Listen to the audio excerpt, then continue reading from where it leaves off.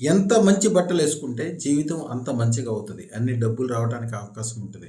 కొత్త కొత్త అవకాశాలొస్తాయి. ఆత్మవిశ్వాసం పెరుగుద్ది. మంచి వాళ్ళతోటి పరిచయాలు ఏర్పడతాయి. అన్ని రకాలుగా మంచి అనేది మీ జీవితంలో స్టార్ట్ అయిపోతది.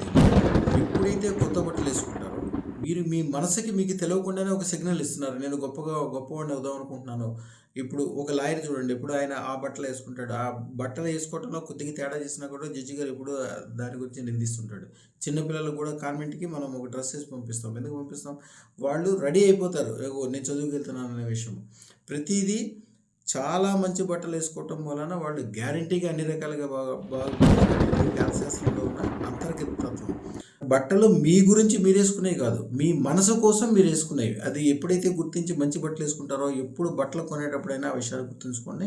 కొత్త బట్టలు లేకపోతే కనీసం శుభ్రమైన బట్టలేసుకోండి. వాళ్ళు ఎప్పుడైనా చూడండి వాళ్ళ జీవితంలో చాలా గొప్పోళ్ళే అవుతారు చూడండి. ఎప్పుడు కూడా మంచి బట్టలు ధరించండి. అదృష్టరత్నానికి మించిందే లేదు. అదృష్టరత్నం చేసుకుంటా ప్రతిరోజు మీరు కొత్త బట్టలేసుకున్నట్టే మీ మనసు సంతోషంతోటి గంతులేస్తా ఉంటది. పొద్దున్నే లేస్తే పాటలు పాడాలనిపిస్తది. అందరూ చెప్తుంటారు. ఆ రోజు వరకు లేని చాలా చాలా గొప్ప విషయాలు ఆ రోజు నుంచే స్టార్ట్ అయిపోయినాయి. అన్ని రకాలుగా మంచి జరగటం స్టార్ట్ అయిందండి. అదృష్టం యొక్క గొప్పతనం ఏంటంటే నవ్యత్వం. అంటే ప్రతిరోజు ఉదయం సూర్యుడు ఉదయించగానే ఎలాగ వెలుగొస్తే అదృష్టం ఉన్న చోట ప్రతి క్షణము ఒక నూతన ఉదయం.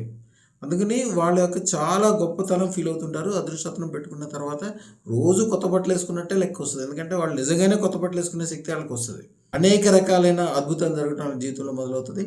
అదృష్టత్వం ధారణ వలన వచ్చే లాభాలు దానికిచ్చే ఖర్చు ముందు కోటే ఉందని లెక్కేసుకోవాలి. శుభం భూయాత్.